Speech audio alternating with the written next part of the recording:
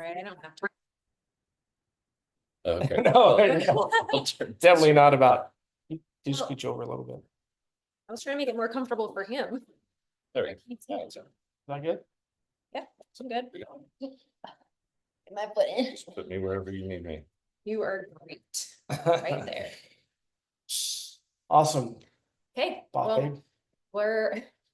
he's only saying that because I was showing him a Boss Babe song. Like, that's why he was saying that. But I don't know if you kind of had to look into Loving Me First. We're just starting out. We've been testing the waters with different things of helping women. It started that way, but I see the need for helping men and women, and it all correlates. And we all need each other, the feminine and the masculine. We need those things.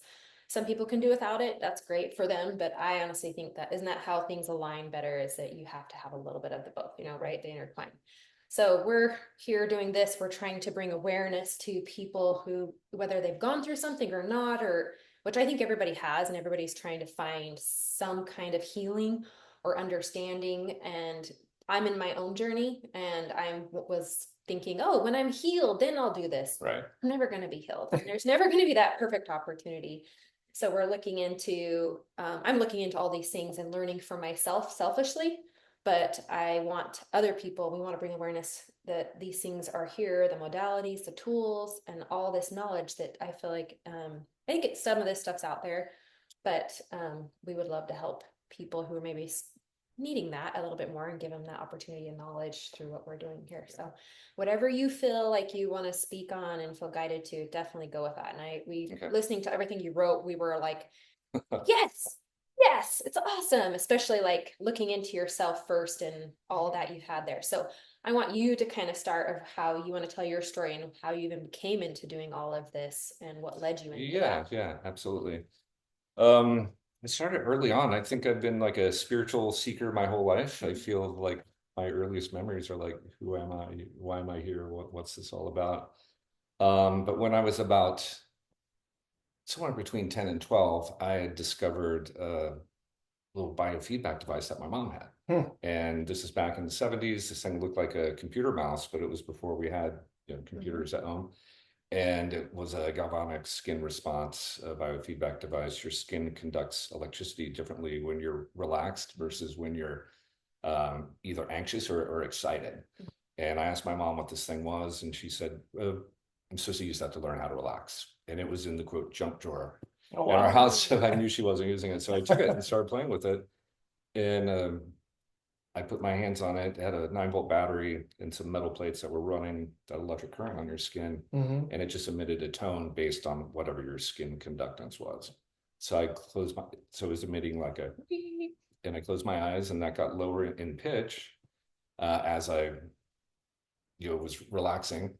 And that's all I knew about. It was supposed to be about relaxing. And then I remember that book report I had to write, and I went immediately went high pitched, and I was amazed that I didn't understand it, but I knew that my thoughts had an immediate effect on my body that this machine picked up on, and it was like it could read my mind. That's the way I looked at it, and I immediately had thought like, it's probably important what I think about. Yeah, and such a young age. Yeah, I was gonna say that's an amazing thing to think about, because I don't think most of us are like, who am I gonna play at recess, and all those things, or oh, I hope he asks me out, like kind of silly things. Like, so that's very intuitive of you at that age to come up with that. I was just fascinated with it, and I just kept using it until it broke. And then I found that my dad also had a similar device that Radio Shack made back in the day, and I kept using it. And then by this time I'm in college, and then that thing broke, and I found Sharper Image made a similar device as a party game. It was like a lie detector test. And actually, this is the basis of the polygraph test, is galvanic skin response. So anyway, that's just led me into meditation, Kundalini yoga, soaring crane, Qigong, Ki Aikido, which I've been doing for about 30 years now. So I'm 4th degree black belt in that. And I got into that because of meditation. I was really wanting a meditation teacher. I had no interest in martial arts at all. But it proved also to be a really important part of my path, in that I had some childhood trauma happen to me. I never told anybody what happened to me Yeah. until I was in my 40s, almost 50. Wow. And so part of that Aikido was like I could get triggered in this. I considered a laboratory where I could get triggered, and people are grabbing you and getting you bear hugs and stuff. And it's a safe container where everybody's there to support you and each other. And I'm like, how can I learn how to relax when my system gets triggered and activated? Wow. That's cool. So all of my teachers and like my path, I'm so grateful for all the things that kind of just lined up on the path. And then I was hardcore into meditation as well. And I stumbled upon neurofeedback on the internet. And I immediately knew that it had to be biofeedback that uses the brainwave activity as the biological signal being monitored. And biofeedback works with the peripheral nervous system to affect the central nervous system. And neurofeedback is working directly with the brainwaves activity. Yes. So then, boy, that transformed my trauma, actually. So yeah. I understand what you're saying, but I don't understand at the same time. Yeah. So can you explain that to someone who dumb it down for me to understand how that would work and how that could benefit someone Sure. else? The neurofeedback. The neurofeedback. Yes. Yeah. So most neurofeedback is a medical treatment. What the type of neurofeedback I'm doing is not a treatment or therapy for anything. We call it training, not treatment. Okay. But the idea is to not get into the weeds on the technical details. I'm put sensors on the client's scalp. It picks up the brainwave information.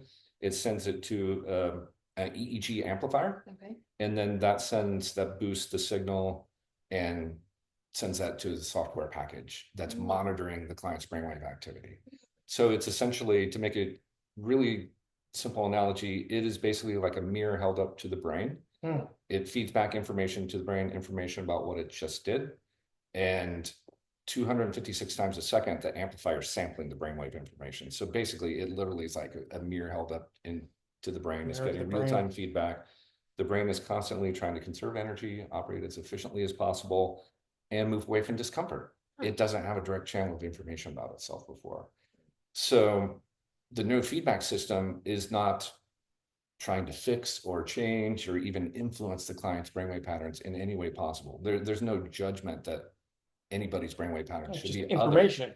Yeah. So it's really creating the optimal environment to support what your brain's always trying to do every moment of our life, and that is to operate efficiently, conserve energy, and move away from discomfort. So when the brain gets that information about itself, it gets to see maybe where it's putting out a lot of energy and not getting much payoff. Say like it's stuck in some trauma response, or you have a hard time sleeping or staying asleep or focusing. These are all very inefficient ways for the brain to operate.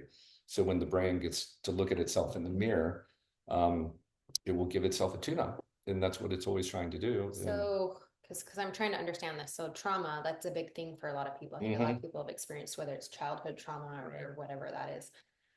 How does that help them? It's just mirroring, like it's helping opening something. I mean, I'm trying to understand it. And So like, maybe I'm not do you do it understanding real time?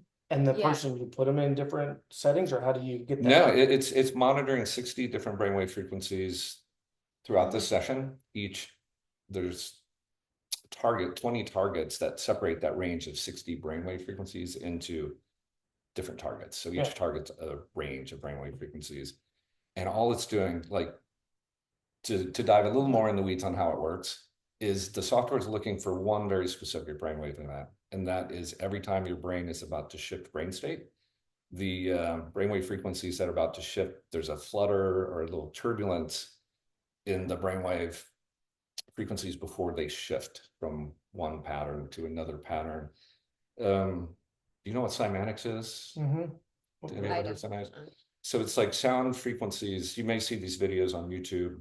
There'll be like a plate, they'll put salt or sand on it, and they'll place it on a speaker that's vibrating a certain frequency, and the shapes. Yeah, will turn into really beautiful geometric patterns. And when you see them change it from one frequency to the next, to a higher frequency, for example, all that sand gets chaotic and for a split second, and then reorganizes it into another pattern. Our brainwaves do exactly the same way. So like alpha to beta to theta type, is that what you're saying? Or? Yeah, and they're even broken up into even within alpha, beta, theta, those are ranges of brainwave frequencies. There's levels So within the those. software is looking at individual brainwave frequencies, 60 of them. And so every time it detects this flutter that indicates this brain is about to shift from what it's doing now to something else, that triggers feedback. The feedback is you're listening to some music and it pauses briefly. The brain's really good at noticing differences. Anything that's different could be a threat. If we heard a big boom out that window right now, we would all ignore this conversation. Our attention would be out there. What was that? Where was that? Is that a threat to me? That's called the orienting response. So the brain orients or pays attention to anything that's novel. Yeah. So the little pause in the music triggers an orienting response. It interrupts wherever your brain was about to drift off to. And on the non-conscious level, your brain's going to scan the environment and say, whoa, what was that? And it sees, oh, I'm in Bob's office doing neurofeedback. Everything's cool. So now your brain has a choice. Its choice is, do you keep doing what you were doing, or do you go ahead and switch brain state? So we know when given a choice and given information about what it just did, your brain will always choose to be in the most efficient brain state. So during the session, hundreds or thousands of times, as your brain is wanting to shift from what it's doing now to something else, it gets to choose. Like, is this what I really want to do right now? Sometimes the answer is yes. Sometimes the answer is no. Giving you the power to recognize it and giving you power to choose. Yeah. So like someone who's in like trauma, fight or flight, it's giving them that pause, right? Getting them to recognize it and to say, you get to choose. All on a subconscious level. They don't have to do anything consciously. More powerful. Yeah. Yeah. So it's really about neuroplasticity, and it's in neuroscience. There's something called Hebb's law. Hebb's law says neurons that fire together wire together, which means the more you repeat something, the more neurons you're training those. Yeah, like learning to drive a car, right? It's hard at first. There's a lot to attend to, but as you get experience and practice, then we can drive all the way across town and not even realize how. So we're efficient at it because we don't have to pay attention so much. And that's for anything, even anxiety. Every anxious thought, I'm firing and wiring those patterns to be more entrenched. But the opposite is also part of Hebb's law. Neurons that don't fire together don't wire together. If you can interrupt a pattern, then those neurons become freed up to reconfigure in a more efficient way. And that's basically what the neurofeedback is doing. We're interrupting old patterns, giving the brain a choice of what it wants to do and allowing it to repattern in a more efficient way. That's amazing. I didn't realize it was subconscious. So you're not even consciously talking somebody through that. It's all subconscious, which is even more powerful. Right. Like for me, I never intended to work with clients. I had like I said, with my trauma, my nervous system reset to a more self-regulated baseline. My startle response used to be off the hook, and it reset.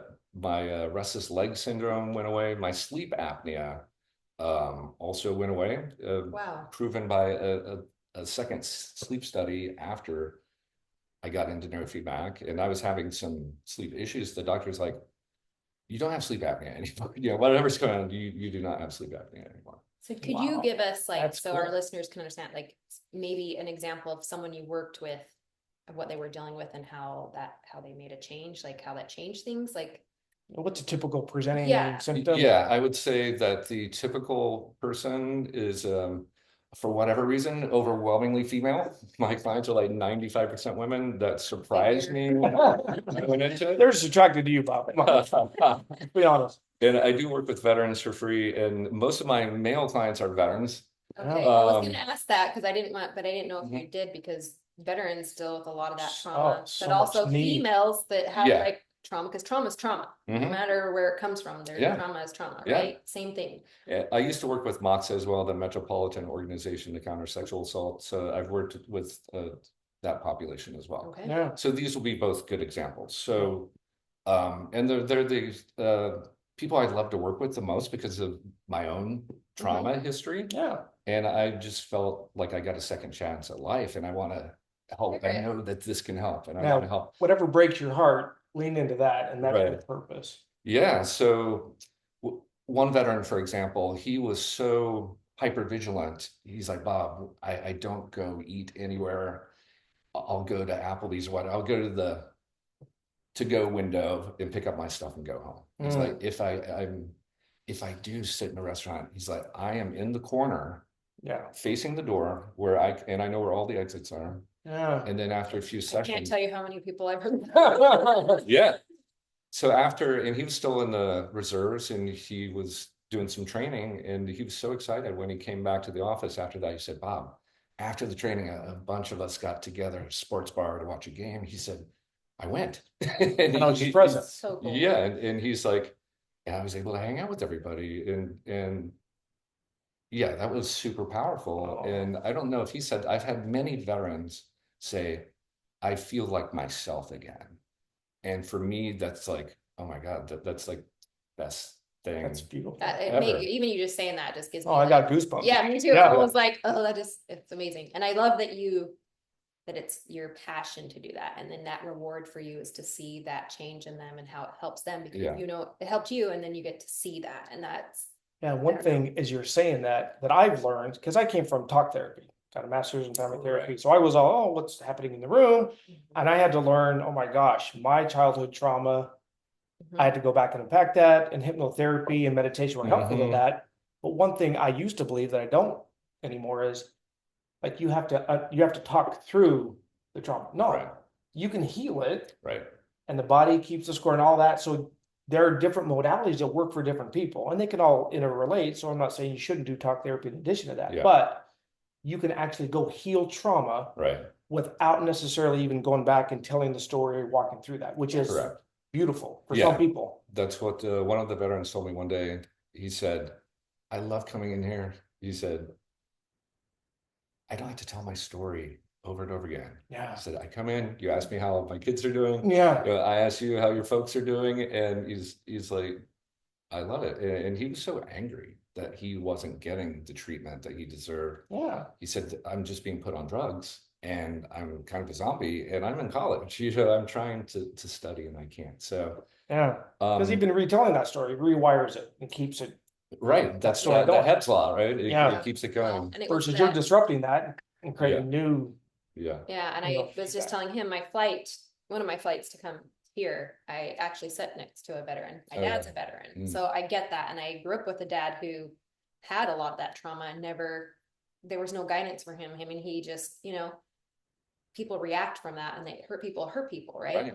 And they don't like it about themselves either, right? Nobody likes to be like, oh, I hate when I do that. But he was stating that to me, being a Vietnam vet, that everyone kind of treated him like crap afterward. Right. And there was no support in that. And Right. so the knowledge that you have, and to help other veterans in that, especially now, because they're like, you know, the drugs here, just take this, just do this, or buck up and man up and deal with it, which is not healthy for anyone by any means, right? Right. And you have this simple thing that can help rewire, which is most of the time it's the brain, right? Yeah. Injury and the problem is in the brain. Yeah. And we don't assess that. It all connects, you know, throughout eventually, but like that brain piece, I think, is a huge part of it. And it helps so many people. Well, and a huge part of it as well is this puts all the power in their hand. It's like your brain is in charge of the entire process. Yeah. It's not the machine doing something to you. It's just a mirror. It's a very beautiful and elegant mirror. Yeah. But the real beauty and the power is in them. So I really try to get people to really understand this isn't doing something to you. Yeah. To quote, fix you. Mhm. This is about your brain. There's an intrinsic self-organizing wisdom in your central nervous system that knows what's best for itself. It's the expert on what it needs. Wow. And it knows how to use the feedback information. Yeah. So it's incredibly empowering, and it's about optimization. It's not about fixing things, because I don't believe people are broken. Yeah. It's about Well, and the body knows how to do that. Like, you know, you cut yourself, the body, you don't, again, we were talking to somebody else.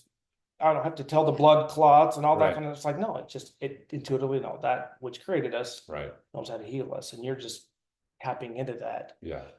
So that, generally speaking, I'm overgeneralizing, but that probably is a heavy male population. On the female side, because most of your clients tend to be women, what is a typical presenting issue maybe for a woman that comes to you?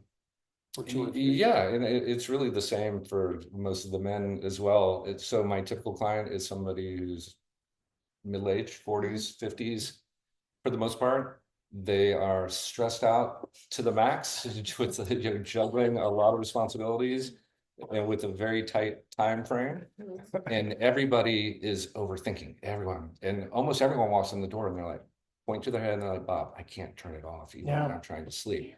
And that's survival mode. I explain it if like it's there's like I have a zoo in my brain up here and all the animals are loose and I'm trying to get them back in their cages and it's chaos. That's how I feel. And I'm like, so to sleep, anything like that, especially I feel like female brains, we just can't turn off with kids. And we're always thinking that stuff. But I think males still the same thing, especially vets and people who are under high stress. I don't know how to sometimes. Sometimes I have to medically put my brain to sleep because I'm like, shut up, like just shut up. I need to go to sleep. I have to work in the morning. Yeah. But you're giving this ability, it's no drugs. It's not doing anything to you. Your body is your brain. I'm just going to help you out with that. The mirror. Yeah. It's going to heal itself. Yeah. So I was the same, you know, my trauma, I had super social anxiety. To do this, no way. No way I'd be able to get in front of the camera. And driving here to do this, there was a little bit of, you know, like kind of nerves, but I can handle it. Like it's just it gives me the energy, I think, to have, you know, like they say, you don't want to be too calm. But you're using that energy to propel you forward. But absolutely, prior to the neurofeedback, I was absolutely phobic of public speaking. I would dissociate and kind of pass out. So not really pass out, but you know what I'm saying. I know you check mean, out. because check out. I think my trauma and my things of dissociation, even in high school, it was like I couldn't look at people in the face. Like it was, you know, I was sweating all the time in public situations that I felt like if I was on spotlight or anything or going somewhere where I felt unfamiliar, it just like you can't, like you're just like, oh, I just want to go back home. And like I've worked through a lot of that stuff, and even like you're saying that's me coming here just to do this today. With like it's been a huge process of me trying to work through that and be like, stop it, just do it. But it's like I feel like there's a lot of things that I could benefit just from doing what you like my trauma coming doing that, because I feel like I could benefit from it. I'm like, but you can't do this online. People need to come see you in person. So if they want to, they can come here. You can. And I do have some rental systems, so I can send somebody home with their own system, which is just a laptop and the EEG amplifier and the sensors, and there's some paste that you attach the sensors with. But yeah, it's so the overthinking thing, right? When that person gets hooked up for the neurofeedback session, to me, that's the low-hanging fruit. Because the brain gets to see, wow, I'm putting out a tremendous amount of energy. There's no payoff to this at all. So the sessions are super pleasant because normally people just drop into a very relaxed state. I call it meditation on steroids. That was my interest going into it, was meditation. I'm like, wow, I wonder if there's a system out there I can put the sensors on, start meditating, and based on my brainwave activity, could I get feedback the split second my mind wanders based on what the brainwaves does. This does it one better. It lets your brain know a split second before it wanders because of that flutter that indicates it's on the verge of shifting. It hasn't shifted yet. That's fascinating. Interrupts it and doesn't let it happen. So I call it meditation on steroids, and you don't have to do a darn thing, including even being awake. And so I think part of the overthinking is people believe I have to figure everything out there. And the conscious mind, I mean, stop looking at me. I'm guilty. And it's normal. And that was me as well. But I've never overthought ever. No, not me. What I know, like the facts are, the conscious mind can only process 30 bits as a computer processor can only process 30 bits of information per second, which if I'm talking to Dave and then you're talking to me over here, I can't attend to both of them. That's how low the processing power is. The non-conscious part of the brain processes 500 estimates up to 500 million bits of information per second. So I tell the clients, give yourself 30 minutes where you don't have to do a darn thing. Let that supercomputer that we all have, let it do its thing. Let it do the heavy lifting. And what I found for a lot of these women and for myself is, as that inner chatter gets turned way down, well, this is the other thing that I think no one has said this to me. What I see in everybody is they feel disconnected from themselves, and they feel disconnected from other people and nature and the bigger culture. Like that is the driving pain, is this feeling of disconnection.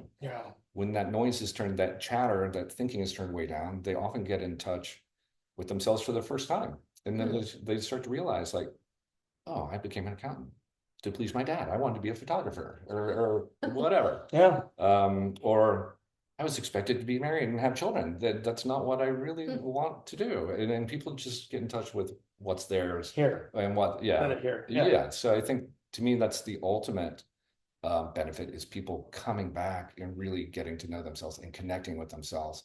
And when they connect with themselves, of course, they're able to connect with others in nature and really just calm that nervous system down. And what I found for myself is, like I said, I had high anxiety. So I was as bad as anybody with constantly thinking, trying to plan each step to keep me safe, to keep my anxiety levels down. I tried to predict everything and control everything.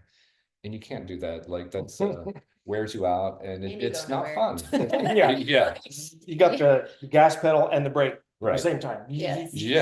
So what I found is when all that overthinking, when my anxiety levels came down and I was able to self-regulate and be more resilient to stress, the way I think about it is I moved from being in resistance to life to being in flow with my life. Yeah. And it's the paradox of the more I let go, the more elegantly my life unfolds when I step out of the way, because I'm trying to control things through a fearful survival mode, basically. Yeah. Instead of this, Yeah. and allowing that, whatever you want to call it, that source, that perfect love that created all of us to flow through us and let us heal, whether it's a cut, whether it's all that stuff, because it's way more powerful. Yeah. And then things happen. Like I hate to use the word magic, but it's a word I haven't, like, it brought me here to you guys. It's like the energy, I don't know, everything connecting, and it is kind of a magic in a sense. Like, people want to think that it's kind of crazy woo-woo, but it's not. It's energies, it's everything that our bodies are, and we just need to tap into that. Yeah. And what's interesting is you said most of your clients are towards in their 40s, and I find that interesting because I think when you're like with my own daughter, I have a daughter who's 23 and she knows she doesn't know everything, but she thinks she does. At that age where like, I already know I'm just going to do it. And even no matter what I hate, blah, blah, blah, blah, blah. And they're like, I know, mom. Or it's like, they think they know better, but it's like, they have to go through that path. It's like, I don't know, their brain's still developing, right? Until they get to that age. And then they have to experience life a little bit where they're like, wait a minute. And they get into those 40s. They're like, wait. Like, there's something off, or I am not in touch with myself, or, experiences have happened, or my job, it's all I do. Like, there's got to be more to life. And maybe the traditional path isn't working. There's not enough antidepressant drugs. There's not enough alcohol. There's not enough sex. There's not enough busyness. Right. Yeah. Maybe I should try something else. And it typically, unfortunately, is in our 40s that we come to that, like, okay, what else can I do? Because these things they're alleviating the symptoms short term, but I need to go all the way upstream and heal that. And usually takes guys a little bit longer. Maybe women. Clearly me too. So that's beautiful. Well, I want to touch back on what you mentioned about talk therapy, because I did talk therapy eventually in my 40s. I finally I tried to do everything myself my whole life, and finally I went through a divorce, and that's what got me to realize, like, I was like, what happened? And then I'm like, oh, that's in here controlling everything. It's why I'm so guarded. It's why I'm so secretive. And I'm like, I have to talk to somebody about this. And how I met my therapist was absolutely the most mysterious, magical thing that ever happened to me. It still blows my mind. And talk therapy was very, very beneficial, but I agree with you. Trauma is a nervous system thing. It's not a thinking thing. We're not going to talk our way to understanding it. We're not going to figure it out. No. Talk therapy for me allowed me to connect the dots and understand why I get triggered in the specific way I did. And it made me understand, okay, this isn't a character flaw or anything like that. This is how I survived. Yep. Now let me go in and heal that in a different way. So the neurofeedback, to me, talk therapy was very important, but you got to do something to address the nervous system. Somatic 100%. experiencing, neurofeedback, even hypnotherapy, body work can be very helpful as well. And I love that too, because I couldn't agree more that there's so many different modalities and they all work. And if the fruit is good, okay, it worked. But I agree with you as well. It's like, okay, talk therapy. And in my own work, and when I went through hypnotherapy and healed myself, that was part of the work. But I learned, I was really good in talk therapy and getting people to a certain point. But I'm like, the thing that unpacked things for me and the world shifted in 1 hour was a soul level going back and healing some of that childhood trauma. I'm like, how do I go do that? And in the last 6 years, I've become more tapped into all these other different modalities of there's so many different ways to do that. And I don't care how people do it. Yeah. Find the modality that works and Right. test 2 or 3 of them, do all of them Yeah. because it's beautiful. He did There's one, many you paths to it. started with one, you went to therapy because they got in that divorce, and you're like, okay, this is the step, this is what people tell me to do. I think that's the key. Yeah. Do one step, let it guide you to others, and Yeah. go to the next step. Try other things, because even if one thing kind of works for you, maybe doing the combination of them work for you, Yeah. depending what it is. But I agree with you, like, as trauma and the nervous system, I think if it is all neurological, which I think it is, like, that's a step for me. Like, for me, this really interests me because I have so much I have so much baggage. It's huge. Like, and I'm grateful for it at the same time, because it's helped me get to this point and where I'm at. So sorry if I get emotional about it, but I'm on that journey, and I want to find and give all those opportunities, all these things to other people, just like you. It's like, I want to, like, here, there's other stuff out there, and you can find ways to help you heal, or, you know what I mean? Find those things that help you cope in life. And it doesn't have to be drugs. Drugs are great. If you feel like that's your path, great. I'm all supportive, whether it's natural medicines or if it's, prescription medications, but try more than one thing. Absolutely. Try find other things that work for you, because our chemical makeup, our bodies are all so different. Yeah. You have to find out what resonates with you, because even though we had trauma and I had trauma, our traumas are still a little bit different in the way they happen. So what might help one person might not help another, but I feel like it's all it's all in that neural system. And I'm like, geez, man, Mike, I feel like this is the step I need to take. But then also the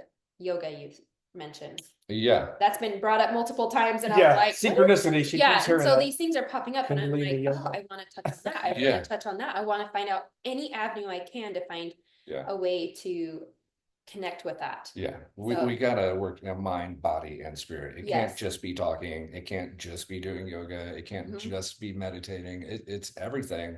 And what you're saying reminds me, I'd say this is the most important thing I've learned, and in May will be 20 years since I bought my first neurofeedback system. And I've had lots of clients come in and say, Bob, I have tried absolutely everything and nothing works. And then they'll do 2 or 3 sessions and they're like, I'm not noticing anything. And then they'll move on. And it's the saddest thing to me to see people bailing out, not really giving the amount of time required, and believing that this won't work for them, and potentially losing something that could have been a real game changer for them. And I learned this, not the hard way, but I bought my neurofeedback system and I'd never even done it before. And I researched for 2 years. And when I found NeuroOptimal, I'm like, I knew that was what the potential I saw in neurofeedback they were doing. But it took me 40 or 50 sessions, about 4 or 5 months before my anxiety dropped. My sleep improved immediately, but the anxiety stuff. So if I went and paid somebody, like, I probably would have bailed out after a few sessions too.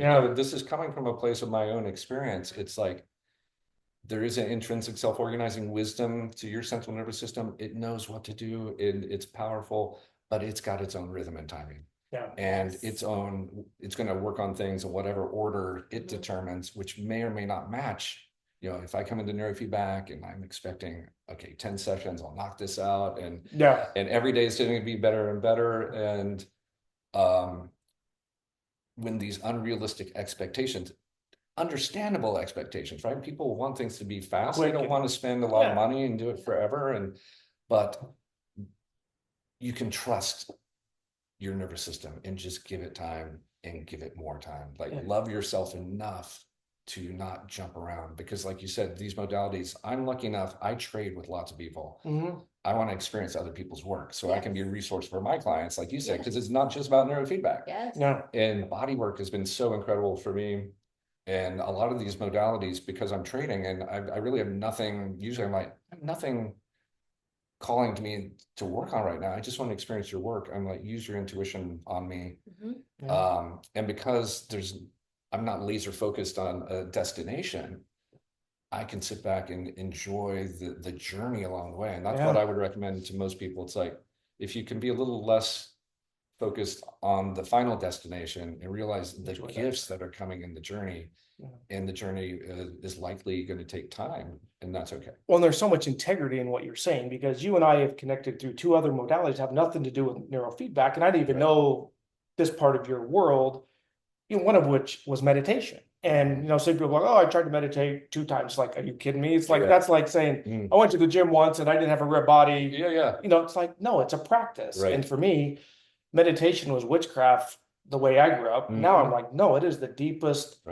I'm fanatical in the morning, I'm fanatical at night. It's crucial to me, but it's a daily practice. It's not I did it 3 times, I should be perfectly spiritually healed, and I'm a monk on a hill. No, it's not how that works.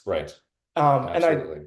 And I love what you're saying as well, because I'm that same way of just like, I do certain things, and I do talk therapy and hypnotherapy, but man, I'm enjoying all these other different modalities. And again, you and I have connected through so many others. So I love the integrity of you and just who you are, because you are that, and you are open to all these different things. And even somebody else we had on the podcast, you're going to go do some other modality with them. And it's just so excited. It's beautiful, Well, it just tells you, like, you know what you felt and how it's changed your life to do what you're doing, but you also know it's interconnected with other things, and other things can help, which is so great, because it's like, I don't know. So it's like anything, creating habits. You got to create a habit. You got to give it time to. You can't just be like, oh, I tried to diet once and it didn't work, or I tried to get off sugar. It's a process, and then you're going to have a setback, because there's no like, oh, you're healed. Like, it's a process, and you're going to have setbacks, and you got to be, give yourself some grace and try again, do that, because that first initial moment, like when I did sound bath, though, that all the vibrations from that was like, I was kind of like, oh yeah, this sounds fun. It's going to be fun, whatever. And I didn't realize that it hit so deep inside me that I could not stop the emotion coming out of me. Like, I didn't realize how much like I needed that release. And I was just like, oh, great, but if I'm not sticking to it, I'm like, oh, that was a great one, the one time, so I'm good to go.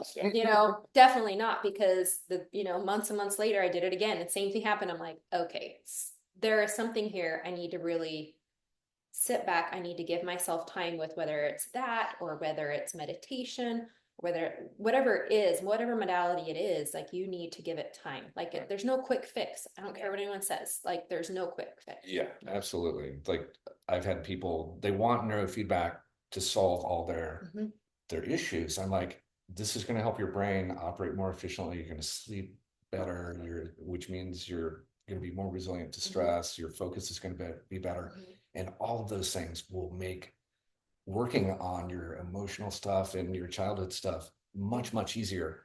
But there's no bypassing doing the work. But the work can be a lot easier, as you said, as we find the modalities that really speak to us and give them enough time. Well, I'm looking at it holistically, like we were with a holistic doctor. I mean, there's a biological piece of getting your health in better shape, which is going to impact everything else, just like you're saying. The neurofeedback is going to help you. But yeah, there's other things you can do.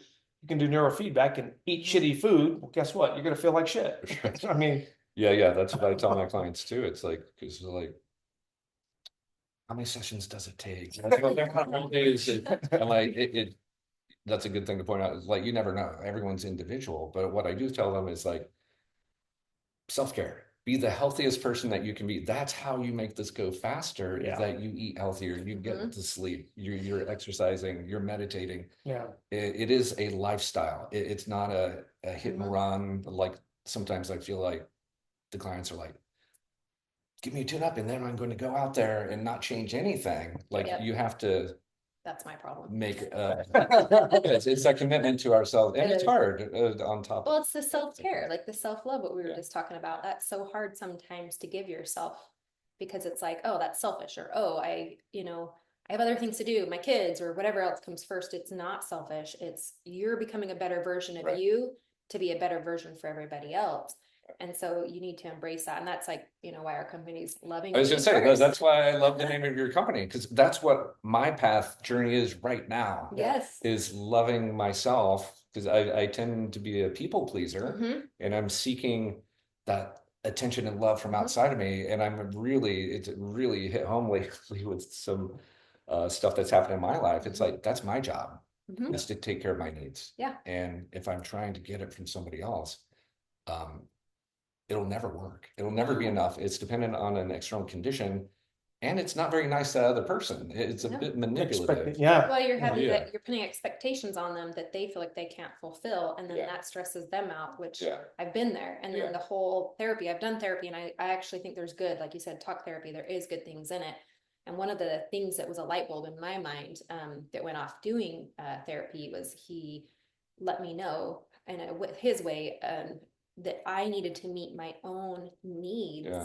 And at first I was like, what do you mean meet my own needs? I feed myself, I do all these things. And he was like, no, like loving yourself, giving yourself grace, all the things, all those needs that we expect other people to fulfill. He's like, you should be doing that 90% of the time yourself. He goes, because you're putting expectations on everybody else. And the perspective he gave me was, what would you tell your daughter to do when she was going through all this, blah, blah, blah, blah, blah. I'm like, oh, I would tell her to do this and this. And he's like, well, what's wrong with you doing these things? And I was like, oh, I guess I should do those things. So the whole perspective, and I don't think we always remember that. And we have to be reminded all the time to be like, wait, I need to step back. And that means when you're doing that, you're give these modalities time and effort. And that's you giving yourself grace and love to accept it. Because you also have to be in a place to accept those things. Absolutely. Because if you're receiving is a huge part of this. Right. And if you're like, it sounds like you're a giver. You're like, give. Yeah, I'm learning how to receive. It's so hard.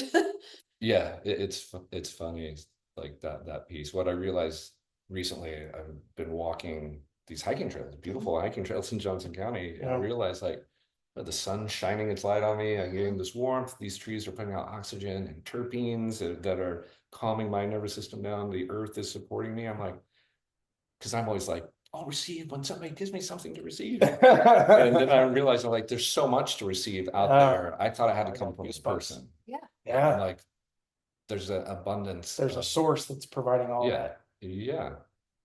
Well, I can tell you the first time we met was in a different community, and you were the first person. To me, I was a little bit nervous showing up to a new community, and you are that. Like, you emanated this beautiful, masculine, healthy love. So you are that. You know, I know you have moments, but I'll always be appreciative for that and other moments we've had together, including we went on a meditation hike, and we were both very influenced by Dr. Joe. But you are that leader, a very strong masculine presence for other masculine men, and safety. I mean, she felt safe enough to be emotional in front of you, and I've seen other women. So you are that, and I just want to honor that, and I appreciate you. I received that. And something that you said that for me is the most important of all this is finding your tribe, your community. So you're creating community with this and your website and the retreats and things you're doing to find your tribe of like-minded people, and we're all the same. We're all struggling with walking each other home. And that is like essential.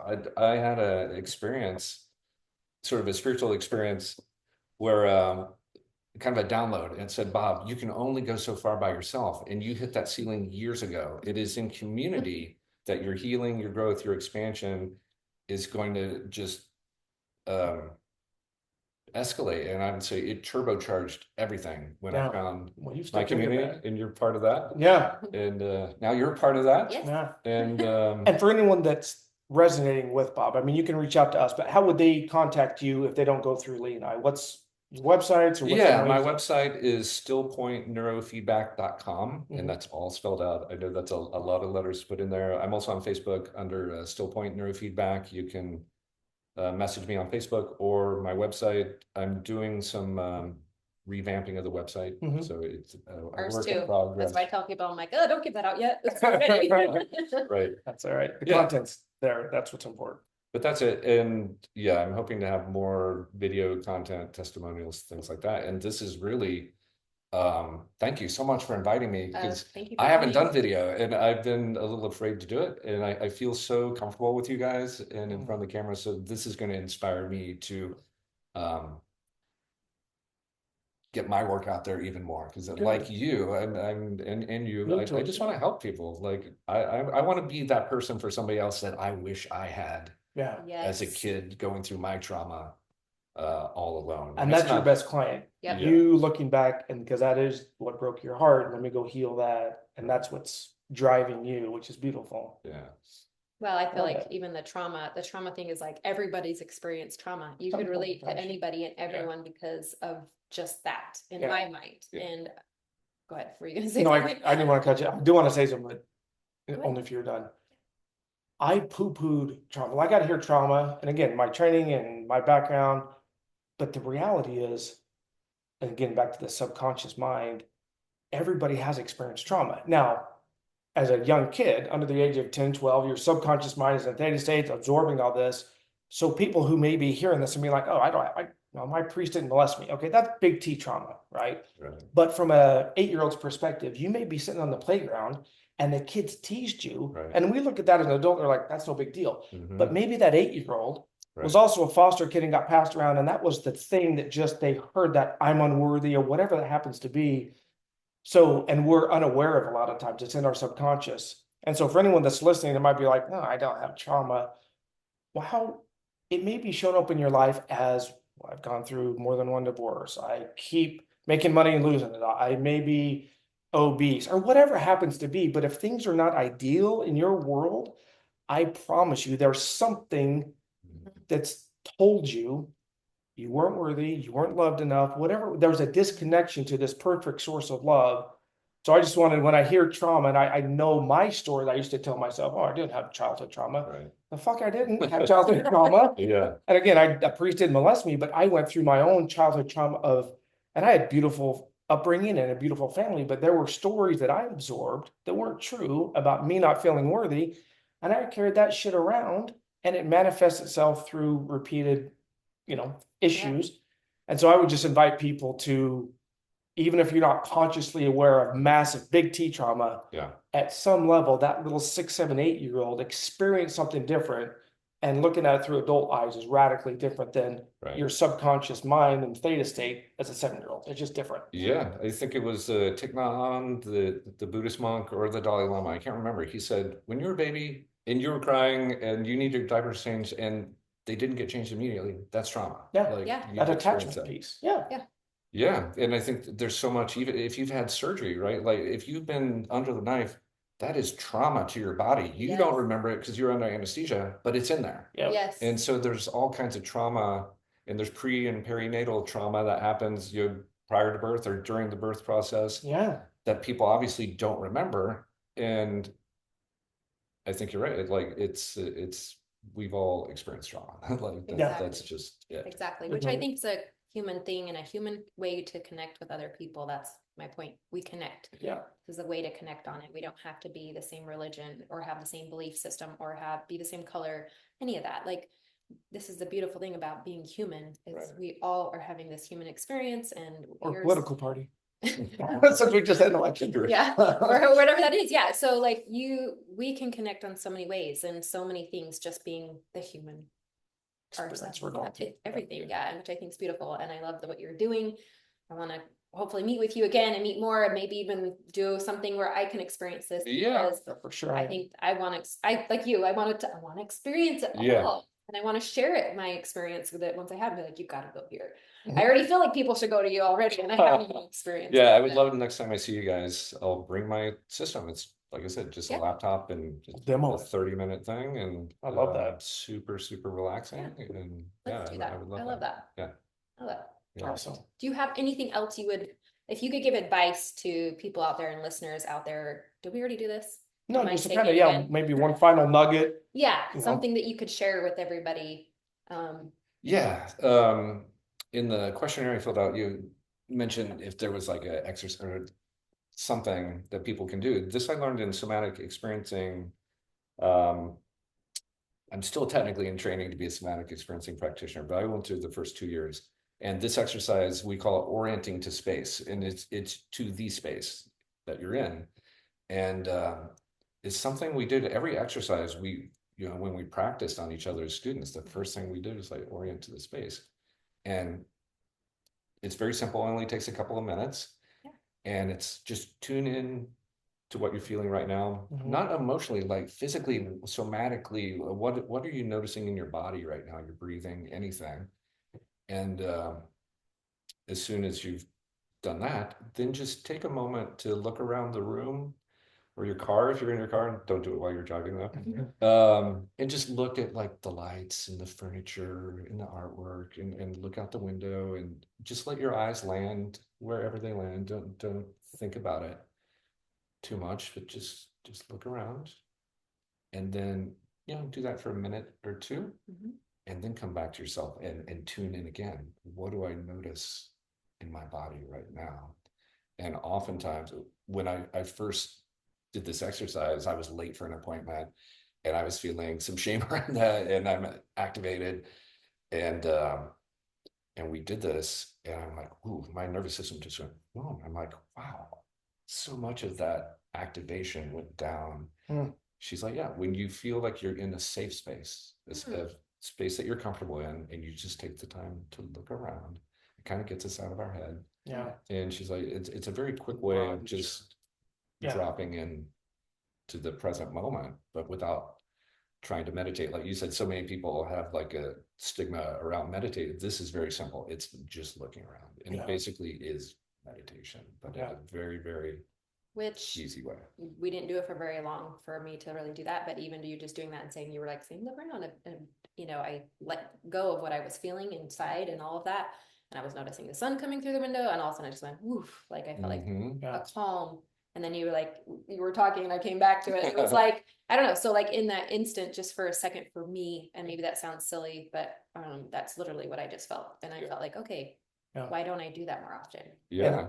Why For don't me, it felt like that narrow-minded, we get this narrow-minded, and it just feels like, no, take a step back and get from a different noticer observer position, and going up is almost what it felt like, because a lot of times when we get this narrow focus versus literally in 2 minutes, you just reset to, no, there's a bigger picture, go up on the and you both did the same. You both did a nice big inhale, and I think that's automatically what happened. Like we don't realize how much we're holding our breath and constraining, and almost immediately when we start to look around, and that's the wisdom there in the body. Your right? body. Like, and it's such a simple thing. You can do this anywhere. Anywhere. Yeah, that's awesome. I know, I love that. good. Yeah. Thank you. Awesome. Namaste. We're good. Namaste. That was beautiful. That was so amazing.